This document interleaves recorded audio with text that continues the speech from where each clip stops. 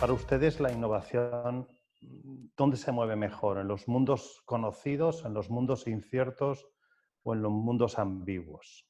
Entiendo que la respuesta, desde luego, es la innovación donde se mueve mejor, donde le gusta estar y, de hecho, donde está orientada, es a explorar la incertidumbre y la ambigüedad. O sea, para gestionar lo conocido, para eso está el control-gestión, ¿no? O los directorios. Sin embargo, si ahora les pregunto, esta circunstancia que estamos viviendo de confinamiento, de teletrabajo, de parón mundial, etcétera, la palabra que más se oye, o las palabras que más se oyen, son incertidumbre y ambigüedad. Les animo a vivir este momento como un momento que dentro de un tiempo, cuando haya pasado todo lo peor y cuando nos hayamos recuperado de los golpes de salud, de las pérdidas humanas que seguro que tendrá y está teniendo, y de la parte económica, hablaremos de esto como momento histórico, porque realmente lo es. Es la primera vez, yo voy a cumplir en muy pocos días 61 años y nunca había vivido en una innovación disruptiva. Estamos viviendo una innovación disruptiva. Cuando salgamos de esto, cuando estemos en esa nueva normalidad, cuando todo se restablezca y volvamos a nuestros quehaceres, habrán cambiado tantísimas cosas que les animo a leer los titulares de hacia dónde están dirigiéndose los gobiernos europeos, por ejemplo, en sus inversiones para reactivar la economía. Están, por ejemplo, Francia va a invertir 10.000 millones para el coche eléctrico. España va a invertir de euros. España va a invertir 6.000 millones para reducir a la mitad la contaminación en las ciudades con distintas iniciativas y así sucesivamente. Y luego algo que se ha roto muchísimo es que yo soy miembro de varios consejos de empresa, directorios, y varios de ellos son de innovación. Y muchas veces las reuniones las hemos hecho con una vestimenta que jamás nos habríamos atrevido a utilizar si hubieran sido presenciales. Se han roto muchas barreras. Entonces, yo he estructurado la sesión, les quiero dar muchísimos ánimos, porque estamos en una disrupción y hay mucha gente que está paralizada. Por tanto, aquellos que nos movamos saldremos en ventaja y esto siempre es así. Y les voy a compartir en muy pocos minutos 4 aspectos. Lo primero es, ¿tenemos resistencia al cambio o a lo que tenemos es resistencia a la incertidumbre y la ambigüedad? Otro tema es modelos ágiles de gestión o personas y culturas ágiles. Lo siguiente es crisis o elección. Y digo esto porque etimológicamente la palabra crisis significa decisión, elección. Así que, señores, cuando escuchemos estamos en crisis, ya sabemos lo que tenemos que hacer y es no quedarnos quietos. Tenemos que elegir. Y luego la cuarta propuesta que les hago de conversación es, ¿hay tanta diferencia entre los modelos jerárquicos de las organizaciones y los modelos de sociedad medievales? ¿Necesita este nuevo contexto un modelo renacentista? Si les parece, vamos allá. Muy rápidamente, van a ser elementos que vamos a tocar por encima y si hay algún tema que les interesara profundizar, con muchísimo gusto profundizamos, porque de lo que se trata no es que yo me luzca y que hagan un simulacro de aplauso, que es algo que en esto de los webinars queda todavía por resolver, y es que se acaban los webinars y hay un silencio infinito. Entonces, vamos a la resistencia al cambio. Mire, mi experiencia es que en la innovación todo ser humano es innovador, porque la innovación es la consecuencia de 3 elementos que tenemos en el sistema operativo base de todo ser humano. 3. Y ninguno de ellos se llama design thinking. El primero se llama curiosidad. El segundo se llama imaginación. Curiosidad para detectar cosas, oportunidades, necesidades, problemas. El segundo es imaginación para ¿y cómo lo resolveríamos? Tercero es creatividad para dar respuesta a esa imaginación. Y lo cuarto es llevarlo al mercado. Innovación es la consecuencia de 3 elementos que tenemos todos los seres humanos. Si sus colaboradores van a la empresa solo con el cuerpo, no con su curiosidad, su imaginación y su creatividad, no innovarán. No inviertan plata en innovación si no motivan a sus personas, porque la innovación depende de las actitudes de las personas, no del design thinking, no del Lego Serious Play, no, porque bueno, me pueden poner la mejor metodología del mundo, pero si no me da la gana, jamás lo usaré. El ser humano no tiene miedo a equivocarse, tiene miedo a la consecuencia que viene detrás. En la escuela, si no respondíamos lo que era expectativa, nos suspendían. Por tanto, no se nos ocurría cuestionar si estaba bien planteado el problema o era la respuesta adecuada. Aquellos que retaban el sistema no les iba bien las cosas. Y recordemos que la curiosidad, la bendita curiosidad, es la que mueve la ciencia. Isaac Newton se enfrentó a sus colegas de la universidad con una pregunta que a todos los colegas les pareció estúpida. ¿Por qué las manzanas caen de los árboles hacia la tierra? Y de manera vertical. Preguntarse obviedades es descubrir nuevas respuestas y a eso, si lo ejecutamos, se llama innovación. Por eso, cuando alguien pregunta hace un planteamiento loco, yo les animo a que aplaudan al que se atreva a hacer planteamientos locos. Porque la única diferencia entre un loco y un genio,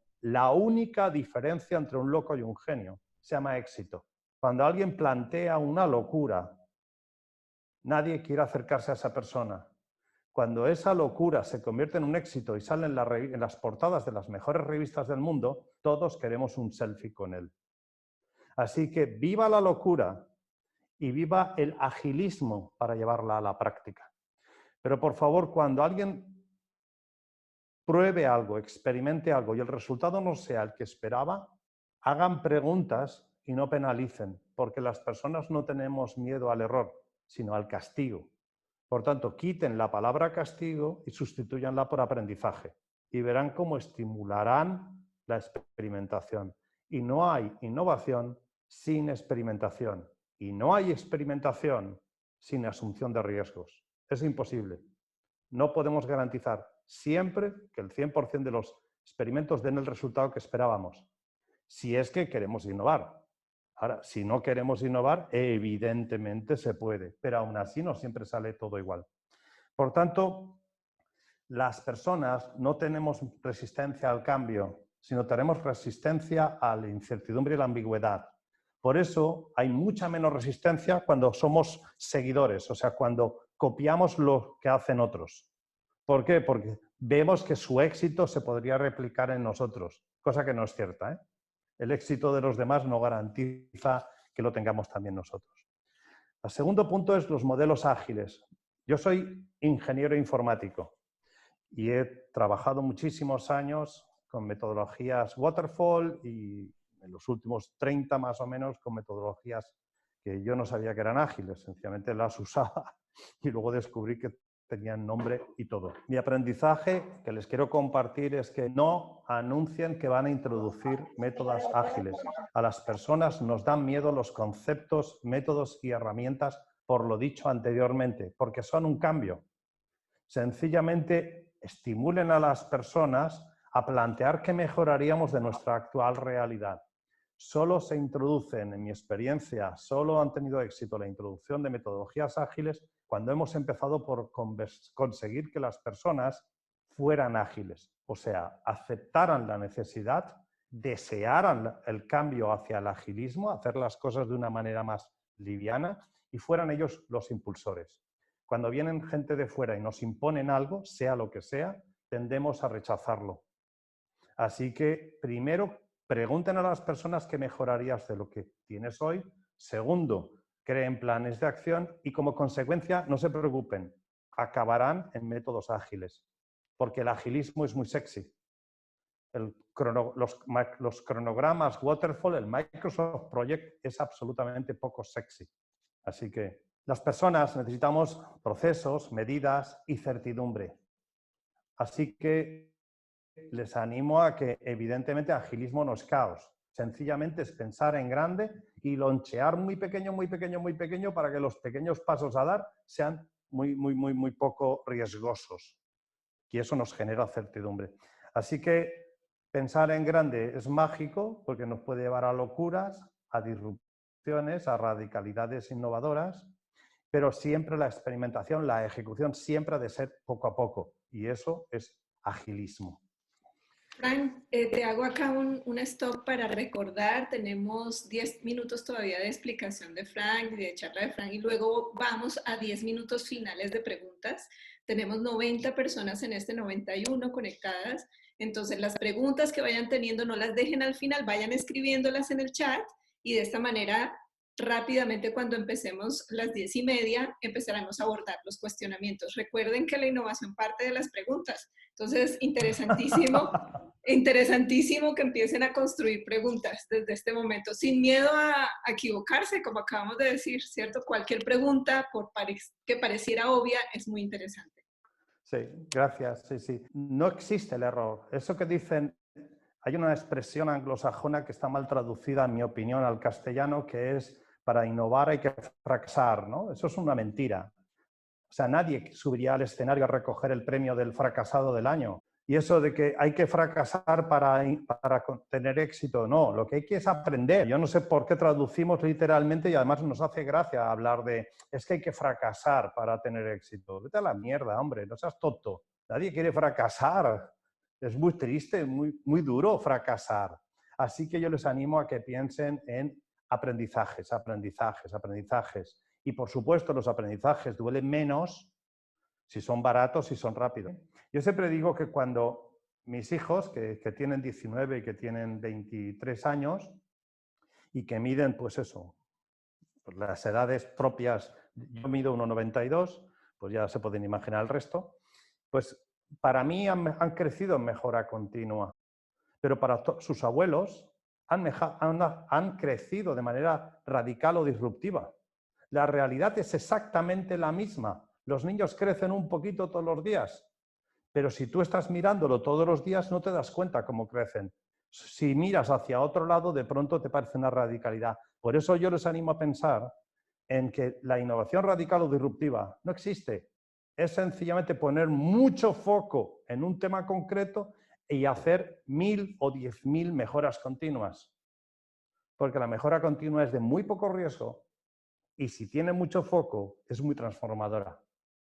Así que piensen en el crecimiento de los niños y verán cómo la expresión que dicen los abuelitos siempre dice, uy, cómo ha cambiado. Pues eso, yo no me he dado cuenta. Entonces, hoy estamos en un momento de muchísima incertidumbre y ambigüedad. Hoy lo que hay que, yo les animo, habrá muchísimo desconcierto. Aquí yo lo he vivido en estos meses de confinamiento en España. Yo soy consejero en 7 empresas de innovación en Toronto, en Chile, en Madrid, en San Sebastián, en diversos sitios, como decía Ana Milena. Y lo primero que he dicho siempre en todas las reuniones ha sido cuidar a las personas. Porque cuando todo esto pase, las personas las necesitaremos y no necesitaremos sus cuerpos, necesitaremos su espíritu, su ánimo. Entonces, habría que poner el foco, evidentemente, en la tesorería, en las personas y pensar en futuro. Miren, un pequeño ejemplo. En la crisis del 2008, la famosa de Lehman Brothers financiera, cerraron en el mundo miles, decenas de miles de empresas. Y pensábamos que cuando estábamos allí no sabíamos cómo íbamos a salir. Lo que cambia son las reglas de juego. Y en aquellos momentos, en el año 2008, 2009 y 2010, se fundaron Airbnb, Uber, Dropbox y Bitcoin, por ejemplo. Ojo con esta crisis. No tenemos certeza de qué va a cambiar en concreto, pero les aseguro que los cambios ya los podremos observar y se llaman observar tendencias y observar la tecnología, porque los problemas y las necesidades de las personas son siempre históricamente los mismos, pero dependiendo de las circunstancias los satisfacemos de distinta manera. Airbnb satisfacía la necesidad de alojarse, no teníamos plata para costear un hotel. No fue una cadena de hoteles quien inventó Airbnb, ni Uber, una empresa de alquiler de autos, ni Netflix, lo inventó tampoco Disney o Warner Brothers. Siempre hay pequeños monos que rompen el mercado de gente que está ya establecida. Así que tesorería, personas y piensen en el futuro y nunca como se lo imaginaron. Ayer el modelo era medieval, era jerárquico, estaba el directorio, nosotros pensábamos y bajo teníamos los músculos. Hoy yo les animo a pensar en un modelo muy renacentista. pidan a la gente, pidan a todos sus empleados, pidan a todo el mundo problemas o necesidades que podríamos satisfacer o que incluso nos podrían llegar a matar como empresa. Tengan esa lista de manera pública y animen a las personas a crear con equipos de creatividad, con equipos con técnicas ya algo más sofisticadas que la intuición humana. Déjense acompañar para, con técnicas de creatividad, explorar opciones de solución diferentes. Pero piensen en el futuro como si fueran a morir. No piensen en el futuro conectando los puntos de su pasado, porque no van a encajar bien, porque el futuro está y será muy diferente. En hábitos, por ejemplo, estamos viendo aquí asistencia, me ha parecido ver antes, personas con máscara, ¿sí? Bueno, pues la máscara, los hábitos de protección, los hábitos de higiene, los hábitos de distancia social van a ser muy diferentes y quedarán durante mucho tiempo. Hoy ya no nos sirve la lógica predictiva. Los números, piensen por ejemplo en sus presupuestos para el año 2020. Los pueden quemar, ya los pueden tirar, no sirven para nada. Y planificar a 3-5 años, no tienen idea de lo que va a ser, porque la última crisis fue en el 2008 y aguantó hasta el 2012, 2014. La próxima no tenemos ni idea de cuándo será. Así que yo les animo a pensar no con lógica predictiva, tomando los números que toma todo el mundo, utilizando unas herramientas que usa todo el mundo y pensando en decisiones que, como las de todo el mundo, sino utilicen lógica creativa. Y es, imaginen su muerte o detecten problemas y necesidades que haya en su entorno y creen equipos ágiles, comandos que experimenten muy rápidamente qué aprendizajes podemos obtener. Así que la lógica que va a predominar en el presente y en los próximos 3-5 años, probablemente también mucho más, se llama lógica creativa.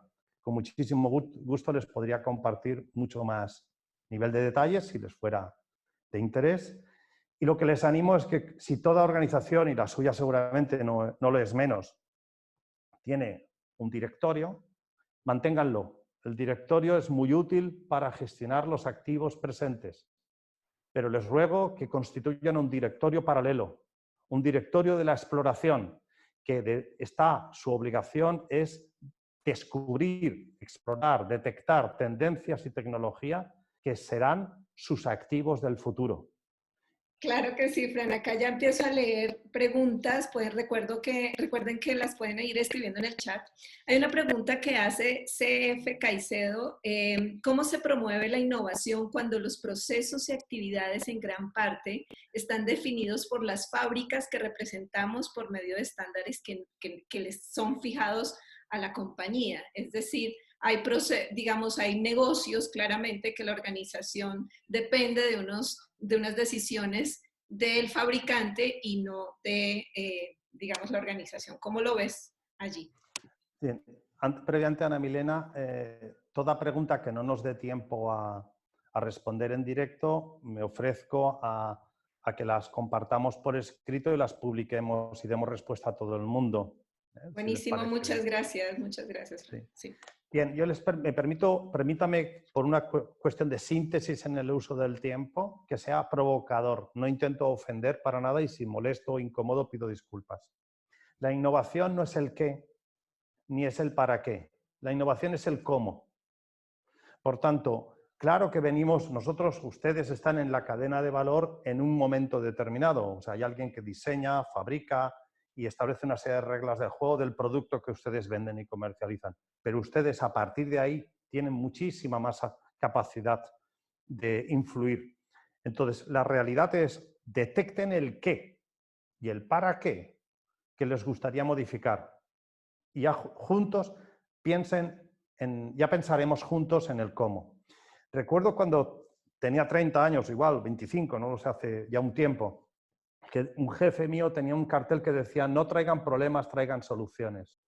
Yo les animo a que tengan un cartel en todas sus oficinas, lo tengan tatuado en el ADN, que diga mi misión es encontrar problemas como individuo, porque juntos encontraremos soluciones.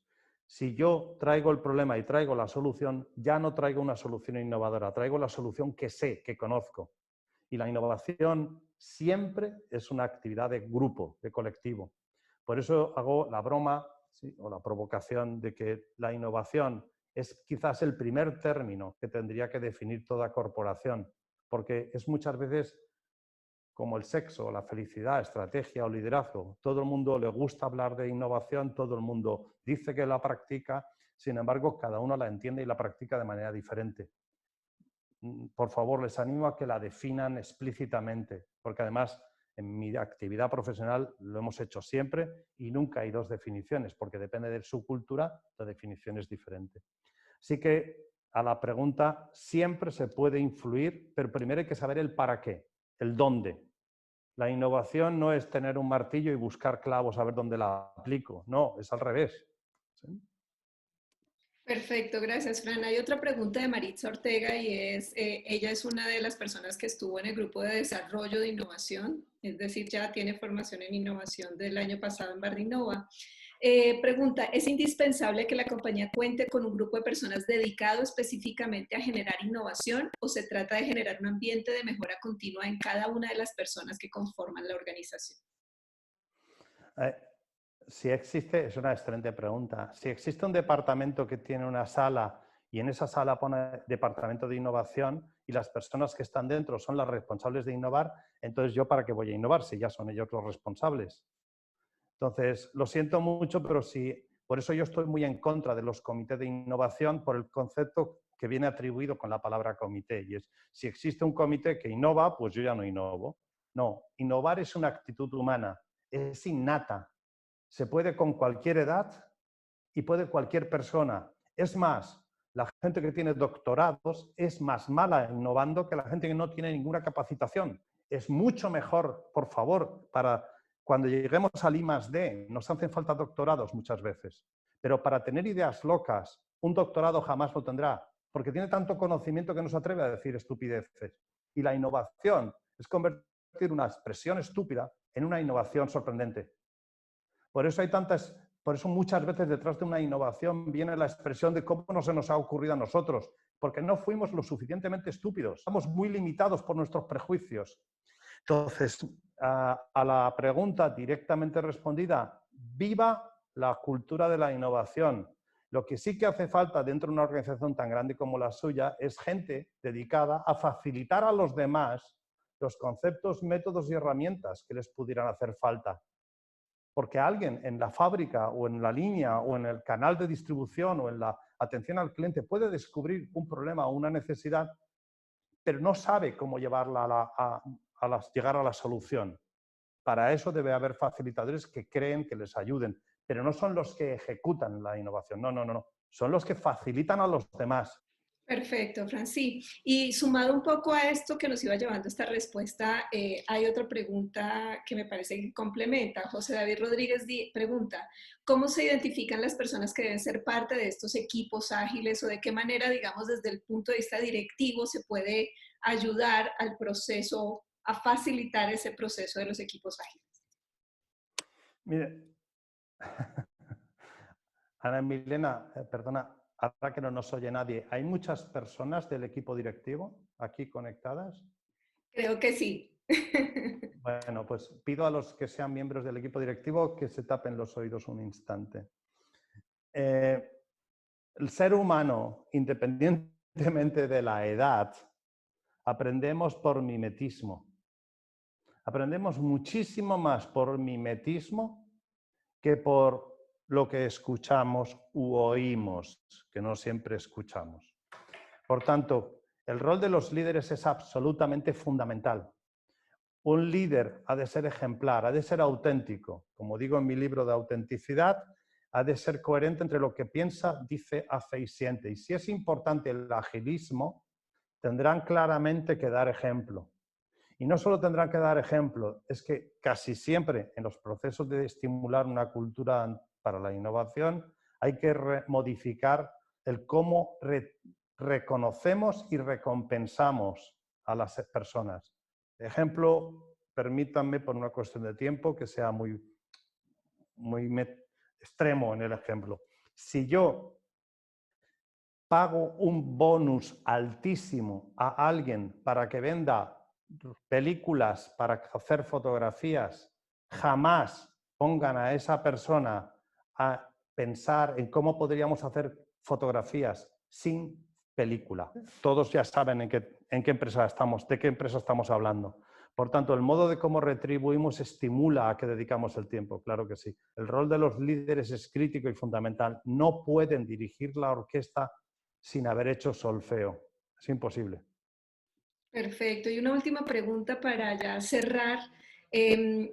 SM González nos pregunta cómo hacer parte de una lógica creativa a nivel laboral cuando finalmente hay una afectación a nivel de incertidumbre personal, ¿no? De cara a la situación del mundo, el COVID y demás. ¿Cómo manejar, digamos, ese nivel de ansiedad o incertidumbre en términos de persona con la creatividad?